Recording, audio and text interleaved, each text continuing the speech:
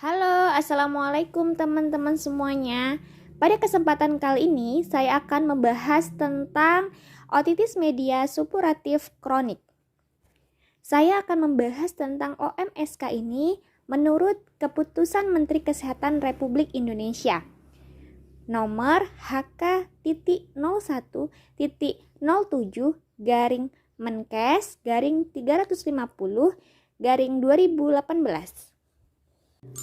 Otitis media supurasi kronik atau OMSK adalah penyakit peradangan kronis di telinga bagian tengah yang ditandai dengan adanya perforasi membran timpani dengan atau tanpa otorea persisten, di mana otorea adalah sekret yang keluar dari telinga tengah secara terus-menerus atau hilang timbul selama minimal 2-6 minggu. Secara klinis, OMSK dibagi menjadi dua tipe ya teman-teman, yaitu OMSK tipe tubotimpani dan OMSK tipe atikoantral. Pada OMSK tipe tubotimpani, perforasi membran timpani terjadi di bagian sentral, di mana tipe ini aman ya teman-teman, karena tidak berisiko mengalami komplikasi yang lebih serius.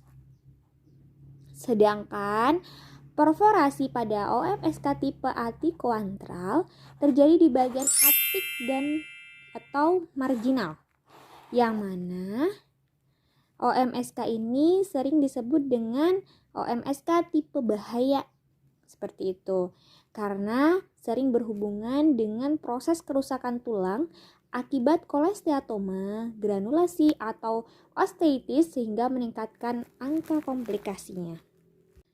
Berdasarkan durasi waktu, sebenarnya yang membedakan otitis media akut atau OMA dan OMSK sampai saat ini tuh belum ada keseragaman ya teman-teman.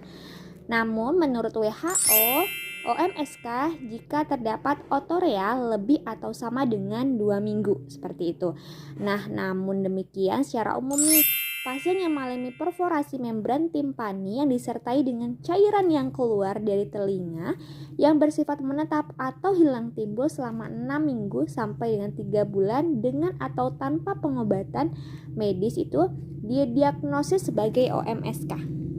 Penyebab infeksi OMSK dapat berupa bakteri maupun jamur. Bakteri penyebab yang sering ditemukan pada pasien dengan OMSK berdasarkan survei ya, dari berbagai penelitian yaitu Pseudomonas aeruginosa, Staphylococcus aureus, Klebsiella pneumonia, Proteus mirabilis, Escherichia coli, dan Proteus vulgaris. Bakteri anaerob juga dapat menjadi penyebabnya ya teman-teman, seperti Bacteroides sp, Clostridium sp, Prevotella sp, atau Fusobacterium nucleatum. Nah, untuk jamur yang kerap ditemukan yaitu Aspergillus sp dan Candida albicans. Untuk patogenesis OMSK bersifat multifaktor yang melibatkan kombinasi dari faktor imun, virulensi patogen, terlambatnya terapi, hygiene buruk, kemudian predisposisi genetik dan faktor anatomi seperti disfungsi tuba Eustachius. Selanjutnya kita akan membahas tentang diagnosis dari OMSK. Nah, untuk mendiagnosis OMSK di sini, yang pertama yang kita lakukan adalah anamnesis. Nah, pada anamnesis terdapat beberapa keluhan yang mengarahkan dokter untuk menegakkan diagnosis OMSK, yaitu diantaranya, pertama, sekret telinga yang keluar hilang timbul maupun terus-menerus selama minimal 2-6 minggu. Sekret ini mungkin encer atau kental, bening atau berupa nanah. Nah, gejala umum lain biasanya nih adanya penurunan pendengaran, rasa penuh di telinga ataupun tinnitus. Selanjutnya, gejala-gejala yang mengindikasikan adanya komplikasi pada OMSK tersebut jika ada paralisis wajah sementara atau menetap. Kemudian ada otalgia, vertigo, demam tinggi, fotofobia, serta bengkak di bagian telinga belakang. Nah, sedangkan gejala-gejala emergensi yang mengindikasikan perujukan segera diantaranya misalnya sakit kepala hebat, muntah proyektil, defisit neurologis vokal, dan penurunan kesadaran. Nah, pada pemeriksaan fisik seperti biasa kita melakukan pemeriksaan fisik umum ya teman-teman. Kemudian melakukan pemeriksaan telinga. Nah, pemeriksaan pada telinga di sini yang pertama adalah kita meriksa telinga bagian luar untuk mengidentifikasi seperti apakah ada tanda riwayat operasi telinga, bekas luka atau parut, kemudian ada atau tidaknya fistula retroauricula, tanda inflamasi seperti hiperemis, edema dengan atau tanpa fluktuasi nyeri tekan mastoid seperti itu. Kemudian kondisi liang telinga juga termasuk ada atau tidaknya penyempitan liang telinga. Selanjutnya kita melakukan pemeriksaan telinga bagian tengah dengan lampu kepala, otoskopi atau otomikroskopi atau otoendoskopi untuk memastikan diagnosis pada pasien dengan kecurigaan OMSK. Hal-hal yang perlu diperhatikan diantaranya, yang pertama, perforasi membran timpani. Perforasi membran timpani dapat ditemukan di daerah sentral, marginal, atau atik. Perforasi yang terletak di daerah sentral termasuk dalam OMSK tipe aman, sedangkan perforasi pada OMSK tipe bahaya terletak di marginal atau atik. Yang kedua, keadaan perforasi membran timpani dapat juga ditemukan pada kondisi telinga tengah yang mengalami atelektasis. Selanjutnya yang ketiga, tanda inflamasi mukosa telinga tengah berupa hiperemis atau pucat, polipoid, dan atau edem dengan atau tanpa otorea.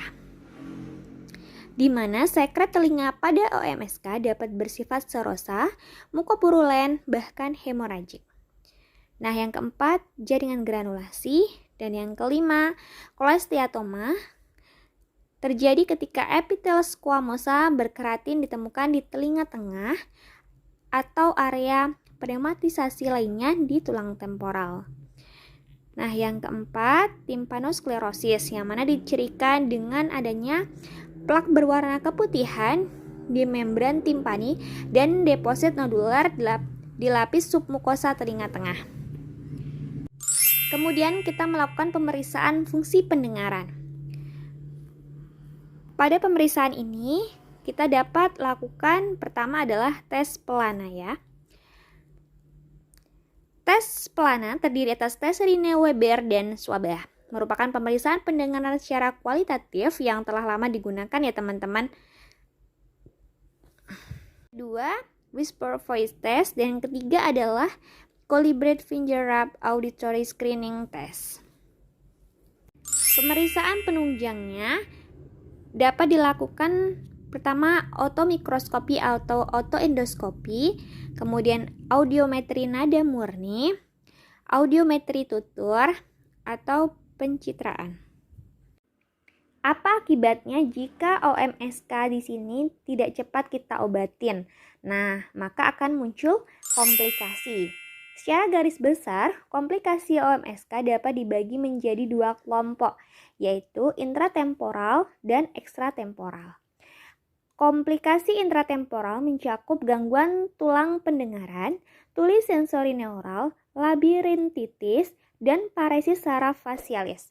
Sementara itu, komplikasi ekstratemporal dibagi lagi menjadi komplikasi intrakranial dan ekstrakranial.